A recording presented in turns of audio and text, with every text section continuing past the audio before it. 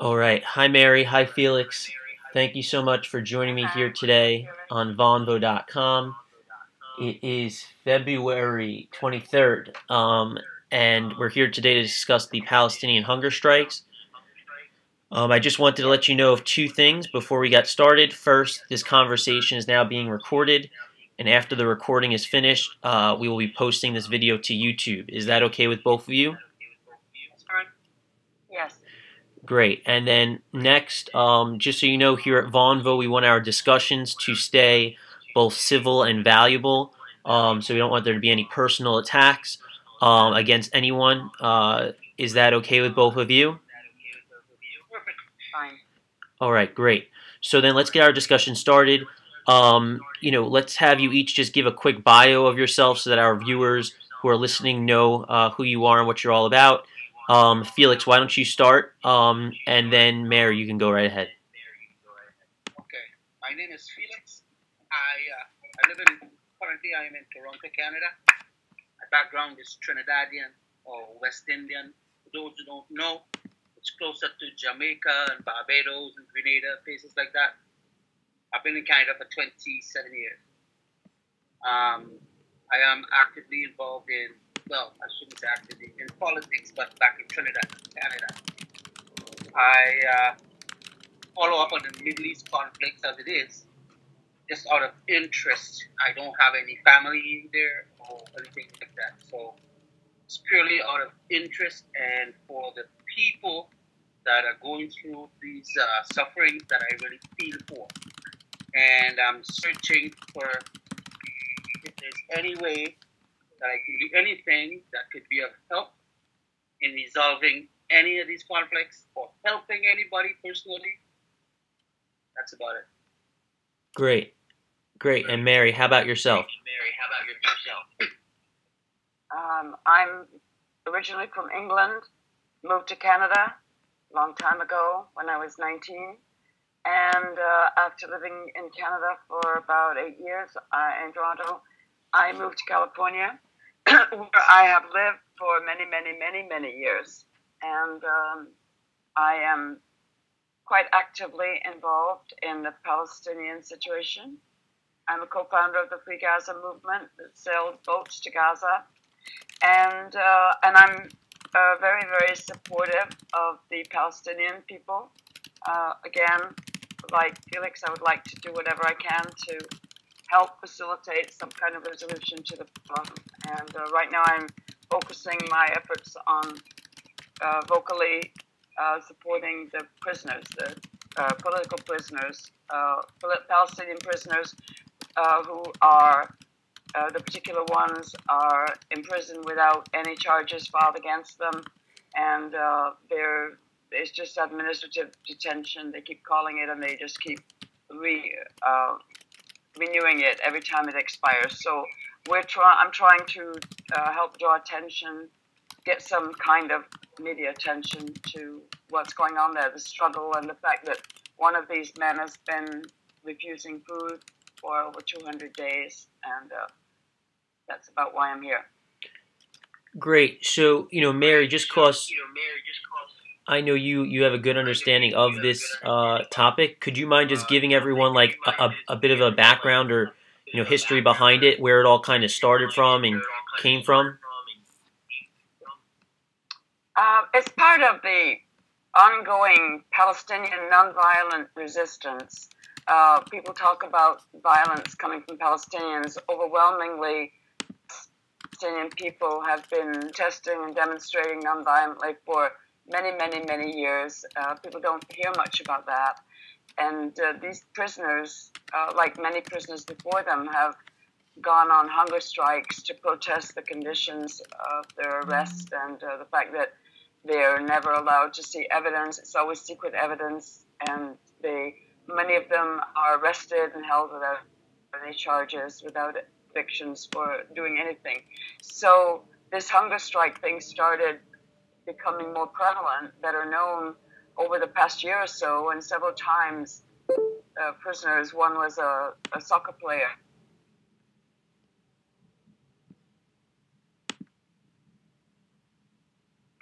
him, they would release him. It stopped, and ultimately, after a lot of attention focused on him, he was released.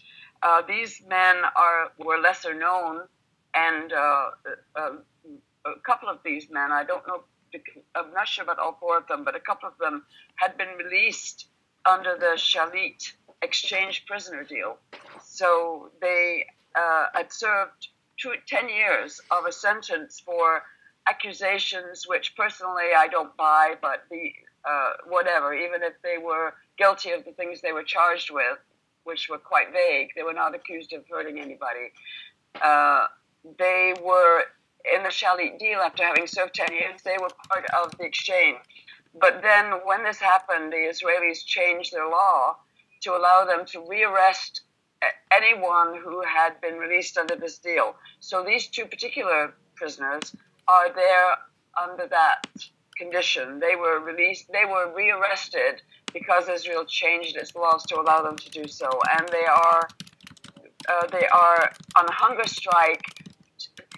To the particular one, Samer Issawi, has refused any kind of food for over 200 days. Now he's refusing water. Clearly he's being force-fed. I saw an announcement that was happening some weeks ago. And they are still refusing to release him. So we are now demanding, there are now 1,100 of us who are currently fasting. And we're going to continue this until the Israelis release this man, and then perhaps all four of them. But right now we're concentrating on Samer, as his fast has been going on the longest. Right. And, Felix, do you have any thoughts on what Mary's talking about? Any things you'd like to add? Yeah, I know. I am familiar with what Mary's talking about. This one in particular, the gentleman, I can't say his name, but the one who's in the photograph, when he was released, he was not supposed to go to the West Bank, and he went, from what they're saying, is that he went to the West Bank to do some shopping. And under his bail conditions, when he got released, he was supposed to stay close to his home, but he went to the West Bank to do shopping, and that's where he was rearrested and put back in jail. And they said that they brought other charges on him because of that.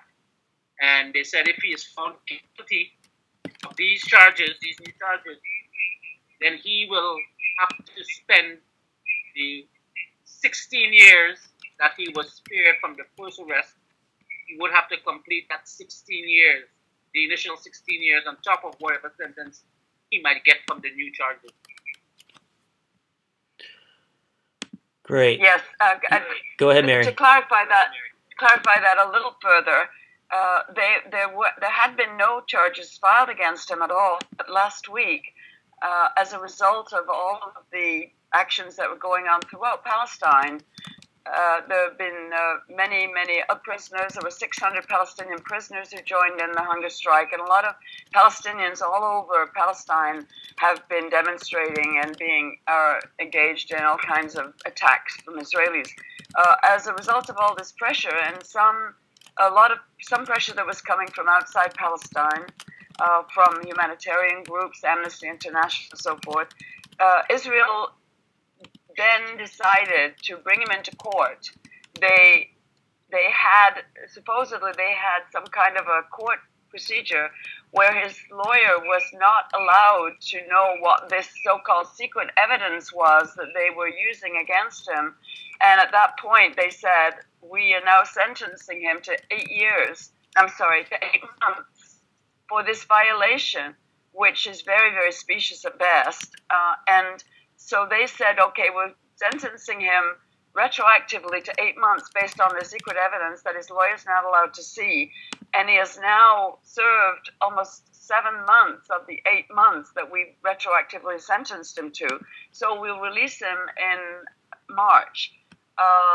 This, of course, was a usual ploy that Israel uses to get these prisoners to give up their hunger strikes. Samer didn't buy into that. And of course, within a day, we all learned the truth, which was that now they're also going to send him to the military court at the end of this 8 months. And make him serve the last 20 years of the 30 years. It's a 30-year original sentence.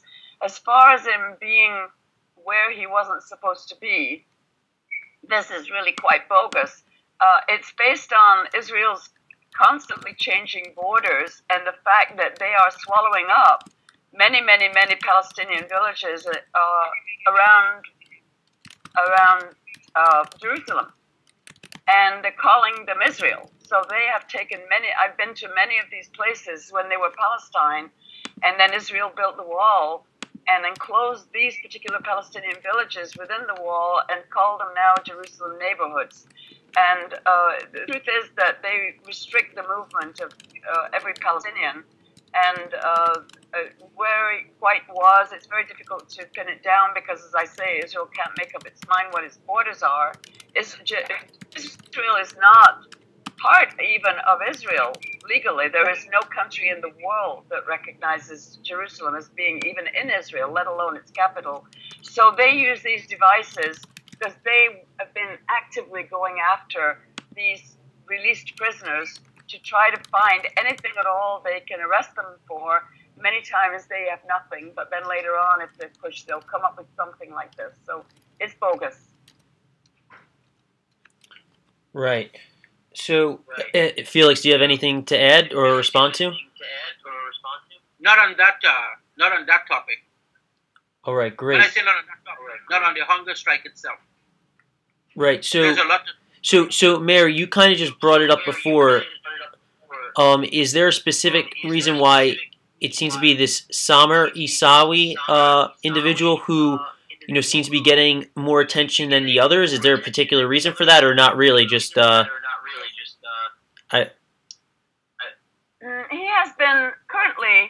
he has been on this hunger strike for the longest time. As I said, it's about 212 days, and the word started to get out that was every time he went into court, he became weaker and weaker. Finally, he was in a wheelchair. He now weighs less than 100 pounds, and he's clearly starving, and he would be dead if not for the fact that Israel is always feeding him. So people started to be more aware, and as they became more aware, they tried very, very hard to raise awareness of within the world community to his plight and the fact that he was a symbol of many, many, many Palestinian prisoners of Israel who are being held in so-called administrative detention without ever having been charged or convicted of any crime.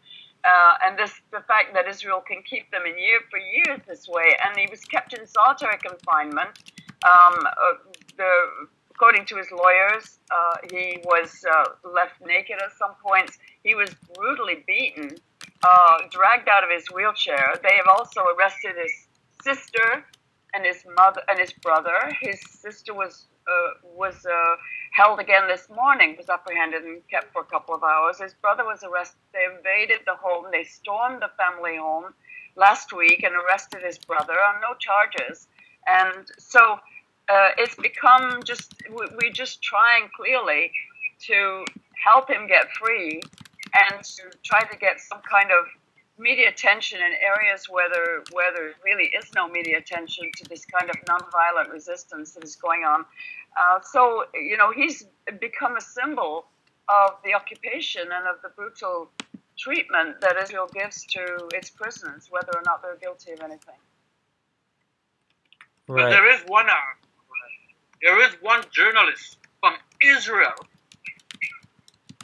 who has been on a campaign to bring to light what the Israeli government has been doing to the Palestinian people. His name is Gideon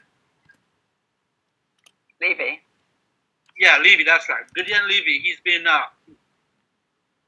going around with a video camera and taking footage. There is a documentary that Al Jazeera published on their website. I watched it just this morning. It's called Going Against the Grain. Right? Now remember, I have to say it's a little distracting to have to have Felix eating when many of us are on a fast, but we also that's kind of amusing as much as anything, but it's also, there's a lot of reverb there, and it's very difficult to hear him anyway, even when he's not eating. Can you see me here? Do you hear him? Do you hear Mary or see him? And Felix, do you want to make? I'm not eating right now. Okay, good. All right.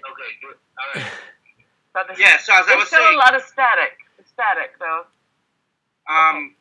this gentleman, Gideon Levy, he did this documentary called Going Against the Grain. It's an excellent documentary. Now remember, he's an Israeli, and he is highlighting all the wrong that the Israelis are doing to the Palestinians.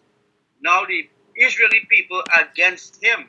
They mock him and they curse at him. And in the documentary, he's sitting by the beach, and all these people come up to him and start yelling at him, cursing at him, and telling him that he's not an Israeli, he's a Palestinian, and a whole bunch. And he's just sitting there and he's taking the abuse. And he showed this a part of the documentary where two people got killed. Soldiers killed them. It's a young man. I believe he was 33 years old, and a young girl, she was 17. They were protesting close to the border because the soldiers were coming in, and she just came outside with her mother and told her mother that she was going to go and watch the protest and all of that. And she walked down to meet the people, and they shot her. And then this young gentleman, he was married to an American woman, and she was fixing up his documents for him to go over to the States. And somehow the Israeli soldiers found out, and they came one night, and they called him. And when he came out his door, they called him over, and he went over and talked to them, and they started mocking him and stuff. So he left, and as he was walking back to his house, they shot him in his back a couple of times, and they picked him up, put him in a car, but they didn't get to the hospital. He was dead. So all of this is documented by Gideon Levy, and I would suggest that anyone who is listening to this discussion who have never heard of Gideon Levy, or who have never heard of the incidents that I'm talking about, I suggest they take a look at it. It's called, the name of the documentary is called Going Against the Grain by Gideon Levy. Felix, perhaps just write that in the text chat if you want for people who are watching. Okay. So thank you. Yeah, thank you for that. Well, Gideon Levy, of course, is one of many voices that come out of Israel. There are many, many, many Israelis who are supportive of the Palestinian struggle. Gideon Levy, for a long, long time, has been speaking out. He's just, as I said, one of many. Professor Ilan Pappé is another one who's written several books, now living in Exeter in England, because after he came out in support of the Palestinians, he was vilified and ridiculed and quite badly treated in Israel, and he ultimately went to England. There are many, many people. There are Israelis who go every week to the nonviolent demonstrations in Berlin, the protests against the apartheid wall, and they put their bodies on the line. The Israelis try to keep them. The IDF tries to keep them from getting to Berlin, but they go week after week after week. Some of them have been hurt quite badly. So these voices are tremendously important. We appreciate them.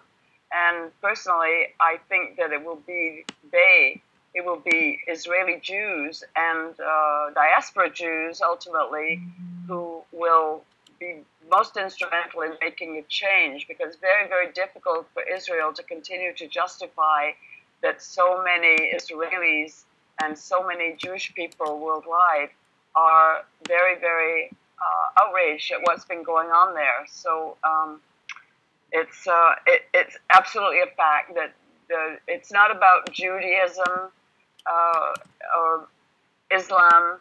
It's about people, about human rights, and about people around the world who support human rights regardless of race or religion. Right. So I guess what I'll ask is, there's a Carl inside the text chat.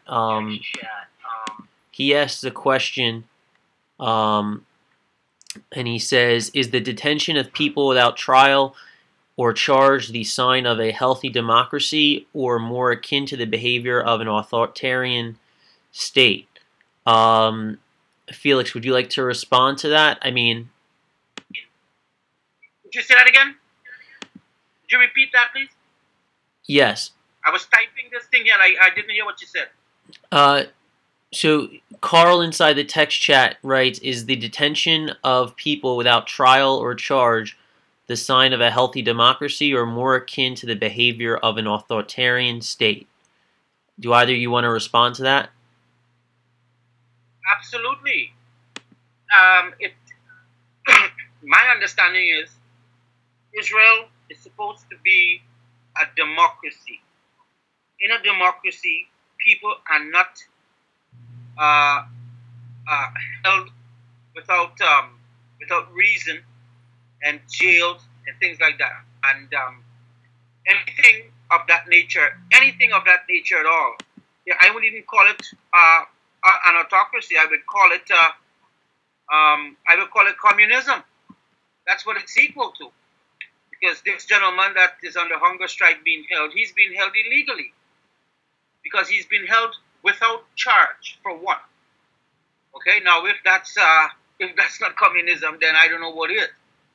Right now, the reason, in my humble opinion, the reason I believe that Israel is behaving this way is because they have the United States as a friend. The United States is always claiming that they're always watching out for Israel, and Israel is their friend and their ally, and so Israel is doing whatever they want and not afraid of retaliation, because they believe that if anybody retaliates, the first people who's going to come flying down with their drones is the United States. So people are pretty much afraid to challenge Israel at this point.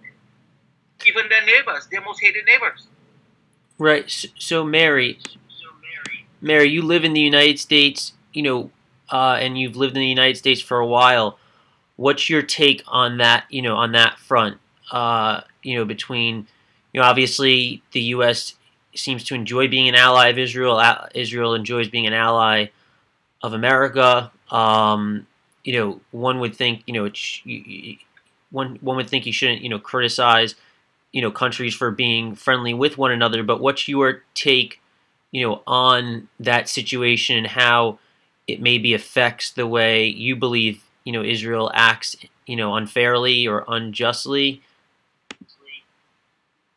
Exactly. Felix is 100% correct on that. That the root, in my opinion, the root of much of the conflict in the Middle East should be laid at the feet of the United States. Obviously there are a lot of internal issues in some countries that would have to be problems anyway. But much of what has gone on over the last few years in the Middle East is the result of frustration and anger against what the United States is doing in supporting Israel. It's everywhere. I mean, I went to Iraq in 2003, and people there, early on in our occupation of Iraq, people just laughed and said it's about Israel, and much of it was about Israel, and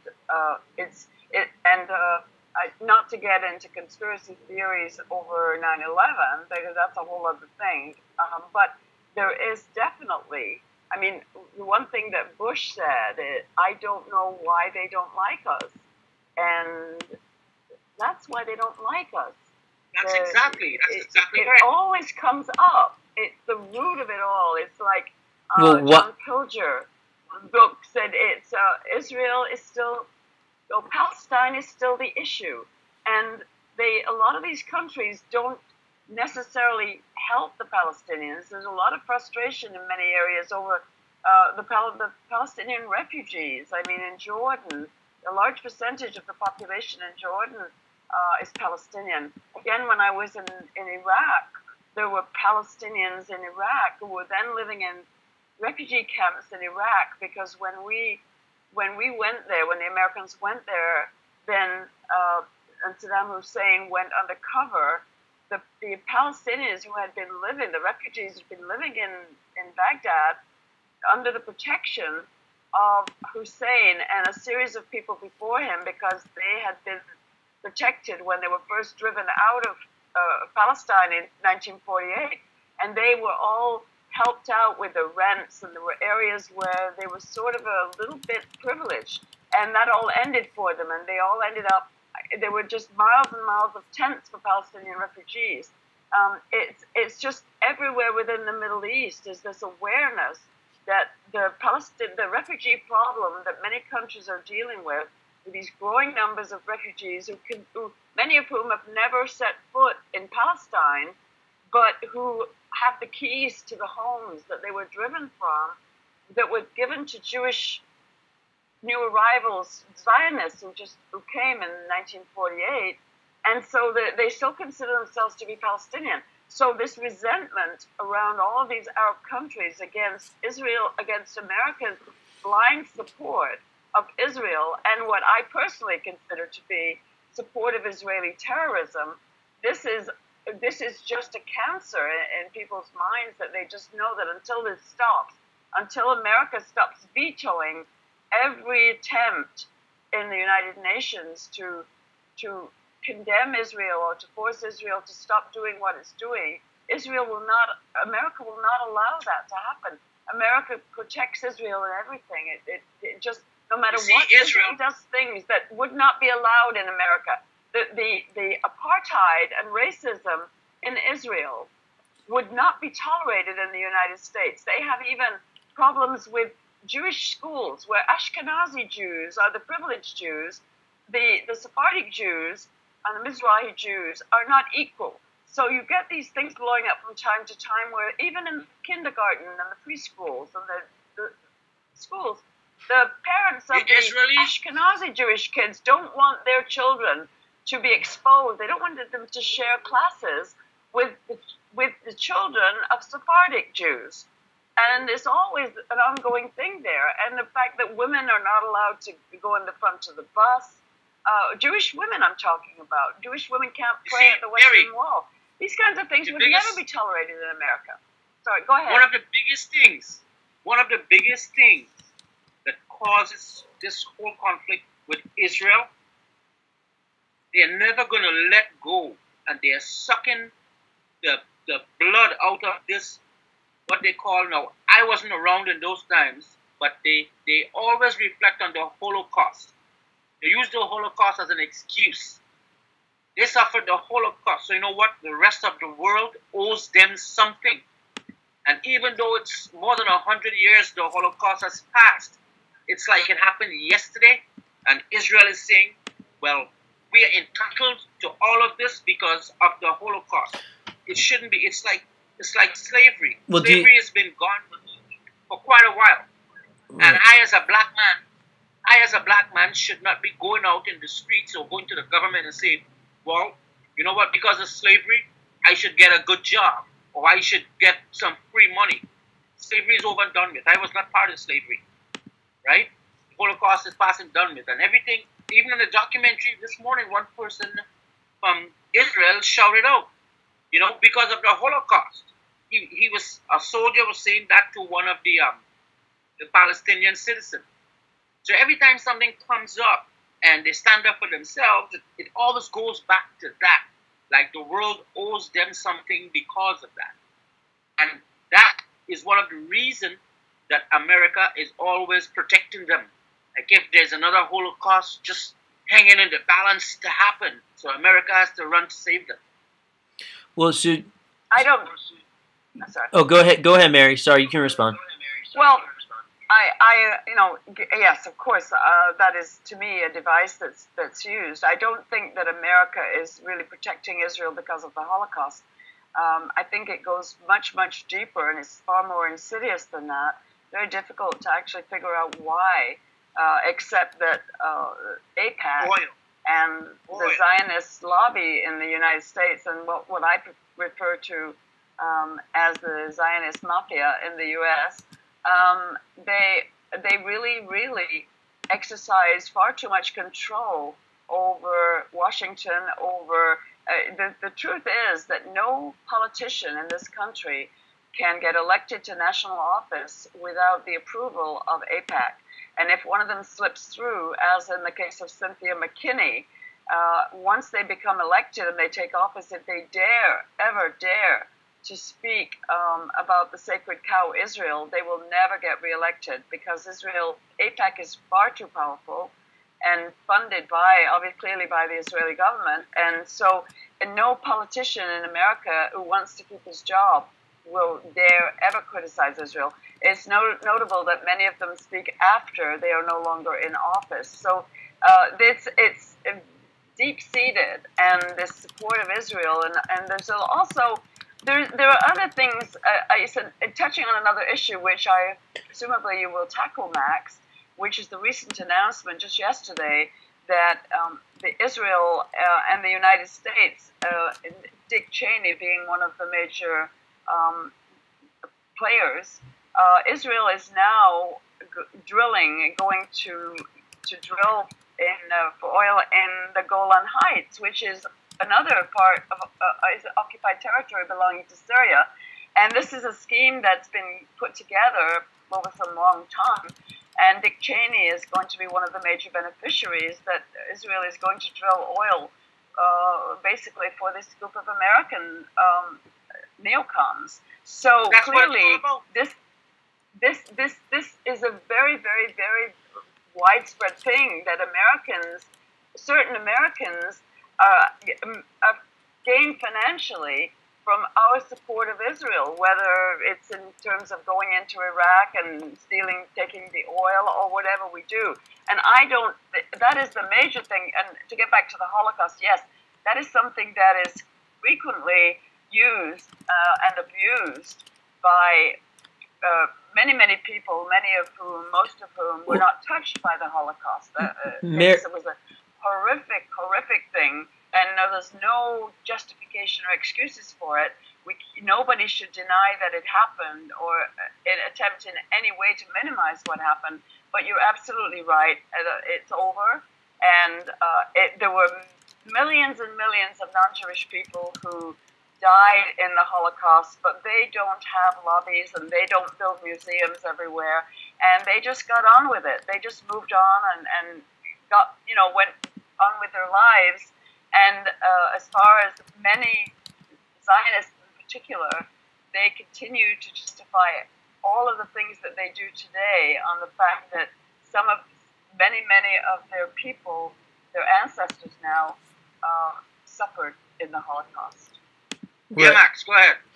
Yeah, so I mean, I think I'm gonna just bring it back on subject to the Samer Issawi Hunger Strike. What do you guys think is the reason behind why this story isn't getting any attention in the mass media? Do you guys, or is it getting attention in the mass media, just not here in America? The Israelis. Well, let me just start that, because I started this whole action. So far, we have not got any. The only reaction so far, this only started yesterday, came from an Israeli source that apparently yesterday it was an item mentioned on an Israeli radio station. We so far have no awareness that anybody in the United States and the media in the United States has picked it up. The Los Angeles Times has done articles about the fact that Palestinian prisoners and Palestinians in the West Bank and in Gaza have been every day protesting this imprisonment of these men. So it doesn't matter where it comes from. It doesn't matter which group they focus on. We just wanted to do what we started in publicity. We had a small group of about 14 people. There's a group in Northern California called 14 Friends of Palestine. And we part of this little group, and we said, the leader of this group was actually a woman from England, said, well, why don't we just, let's all, are we willing to go on a 24-hour fast in support of Samer Issawi? And I said, absolutely, let's put it on Facebook. And we put it on Facebook, and now we have 1,100 people. And right now, as I said, around the world, it's a chain, it's a relay where they started in New Zealand, now it's in the United States, it started in Hawaii, it's not finished yet, it'll take 2 days for it to be completed. So it's just one more thing that we are doing. We did it just as a silent protest, but now when we got so many people responding to us, it made us think that just perhaps we might be able to add our voices and get some kind of publicity on this, which ultimately we hope will tell more people that this is happening. Because most people in America have no idea that this is going on. Most people in America don't even know where Israel is or Palestine is. They don't know there's a conflict. It's shocking to which most people are ignorant of the issues. And we live in a bubble because we think everybody knows what we know. We think everybody's concerned, like you, Max, like you try to bring these issues together. But the reality, sadly, is it's not. So, we're going to continue this. It's going to be an ongoing thing, and I'm shameless about it. We're doing it to support the prisoners, but we're also doing it in hopes that we might just, because of social media, all things are possible that were not possible before. So this is our hope that we will be able to get it into the mainstream media in the U.S., which is, of course, different from getting it into the mainstream media in other countries. But it's too early to say what impact it's having there. Great. Well, one idea, Mary, to get it on the mainstream media, you got to start. What I would do is, I don't know how many people around you, wherever you are, friends that you may have that live next door or just down the street or whatever. If you guys can get together and do a video and post it on YouTube, that should certainly get things moving. Well, yeah, That's an idea.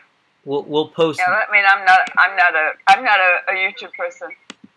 We'll make sure. I don't know if Felix is familiar, but Mary knows that we will post this discussion to YouTube for you guys to share with your friends after it's completed. So Felix, you'll have your first shot at YouTube after this is over.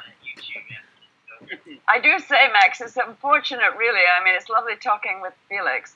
It's a shame, really, that we're not getting any voices, because I'd really love to hear what the opposition, of which we have quite a vocal variety on these Vonvo groups, Mary, would have you say seen in the defense documentary? of what's going on. Have you seen the documentary, Mary? Which documentary? Gideon. I'm sorry, which The one that documentary? Gideon made. Oh, no, Gideon. I don't know. I've seen hundreds and hundreds and hundreds of documentaries.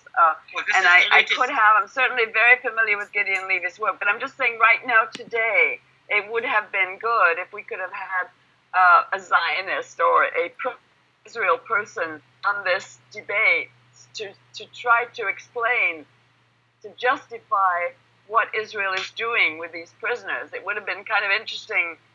And it's interesting that there seems to be quite a lack of them, even in the room right now. I think that my feeling about that is that there really is no defense, and so they're not even weighing in on it. How can you defend the indefensible? You can't. Yeah. That's how I feel. Yeah. Right. Yeah, it's indefensible. So maybe when Hatham is on, Max, there might be somebody at a later hour that somebody might come on here and say, Israel is doing this, and Israel has a right to do this, and and you guys. Well, are crazy, so Mary, I guess my question would be is like, if there was an Israeli on the panel right now, you know, um, would you think that they would have any ultimately, like, it's not it doesn't come down to Israelis, not allowing this guy to eat. I mean, Israel, you're saying that you believe the Israeli prisons are, force feeding him. So it's ultimately Samer's decision to be on this hunger strike, right? But do you think that, uh, when you look at the guy's background and then, not knowing the entire case, that would be part of their defense? And do you think that they would have a defense where they say, like, they're not depriving him of food, it's on his end, where he's deciding not to, eat? Where do you think ultimately, where do you think their defense would be coming in? Because I'm sure you see where I'm coming from, where an Israeli would say, we're not denying this guy food in jail, it's him denying it himself. Of course. As far absolutely, it's his choice. That's the only choice that he has, and that's what's so beautiful about it, if I dare use that word, for such a horrific thing. This is the only power that he has, the protest that he has about the human rights abuses that he suffered. The fact that Israel made a deal. Israel wanted Shalit free, and so it made this prisoner exchange, and then immediately, while it was going on, changed its constitution, such as it has a constitution, which it doesn't have a constitution, but any more than it has boundaries, borders, and said, okay, we're going to let these people go, but we're changing our rules here so that we can actually go back and pick them up anytime we want to, which is what they've done. What rule change was that, Mary? Can you go through that? Yeah, they changed it. I read it the other day. I could probably find it, Google it again. And actually, I read that there was a challenge to this within Israel in the court system, because there are, obviously, Israelis don't speak as one voice. And much of the protesting comes from Israeli Jews. So we say Israel, but I don't mean Israelis when I say that. Thank God for the Israeli Jewish people who are completely on the side of Palestinian human rights. But this was something that was slipped through by, whether it was the military, I'm not sure. But I suspect it was the military, because the military is very, very powerful in Israel. And the courts in Israel frequently make rulings that ordering the military to do things like remove the wall, which they did years ago, and the military ignores those rulings. So somewhere at the time that this release was happening, this prisoner exchange, this was slipped in, kind of the way that the U.S. government slips these little things in when we're not watching, so that they were giving themselves permission. They were saying, okay, we're going to release them as part of this deal, but, we are going to allow ourselves to go back and rearrest any of those people whenever we feel like it and force them to serve the rest of their sentence. And they've done this with dozens and dozens of them already. So this I'll give you an example.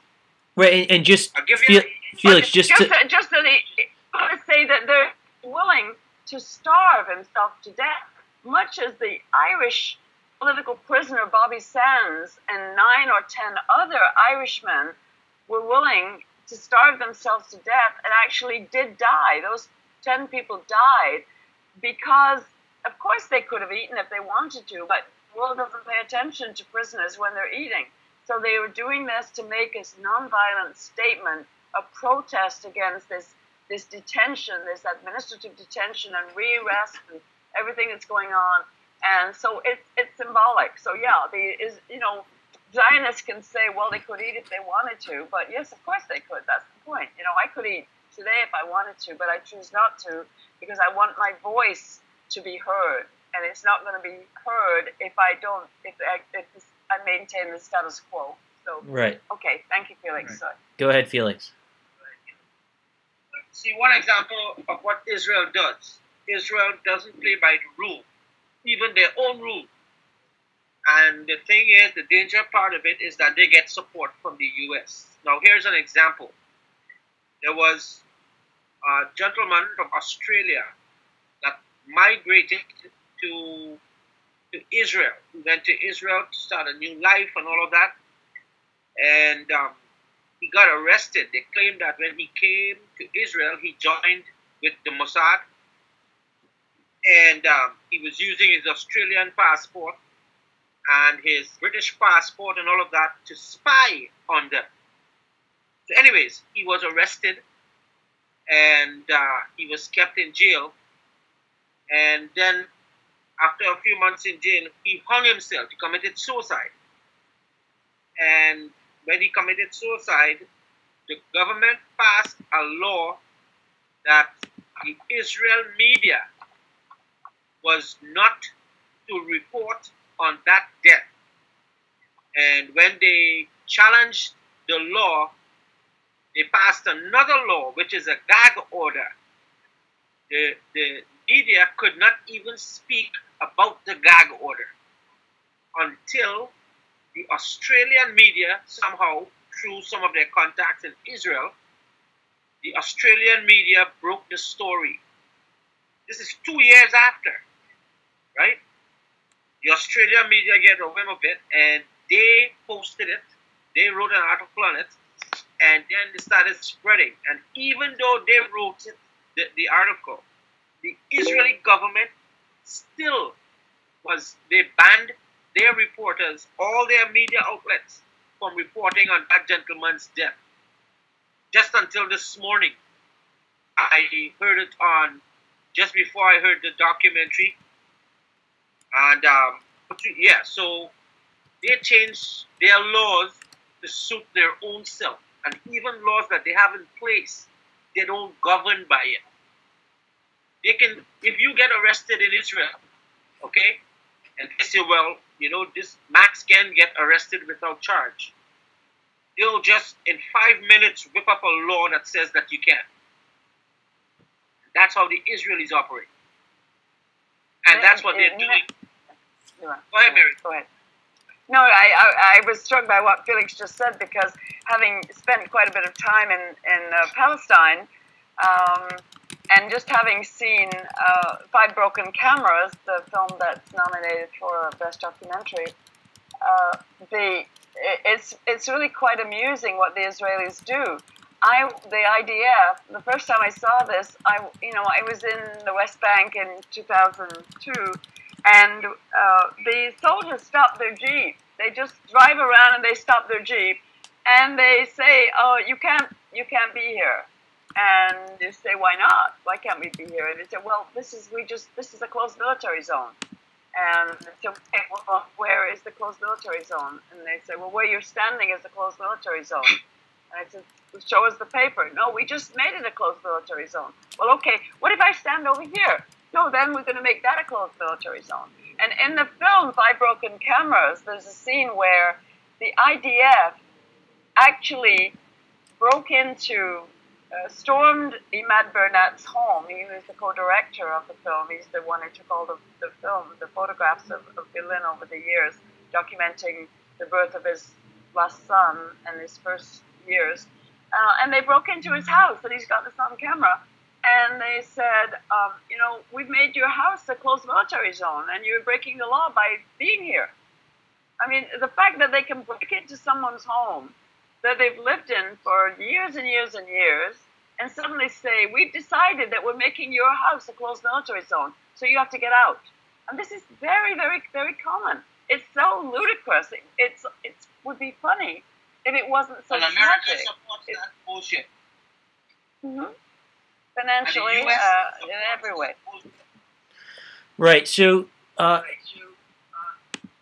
guys, just because what I was going to say is, I want to thank you both for talking here.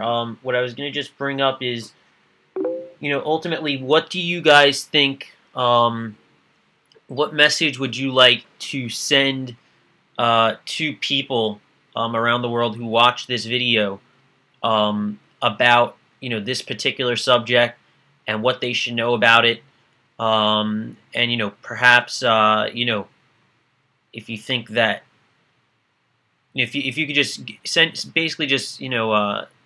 communicate what you believe your message to the world would be, about this topic, past what you might hear, what you may not hear, on the media. And Felix, maybe go ahead, and then Mary, you could finish.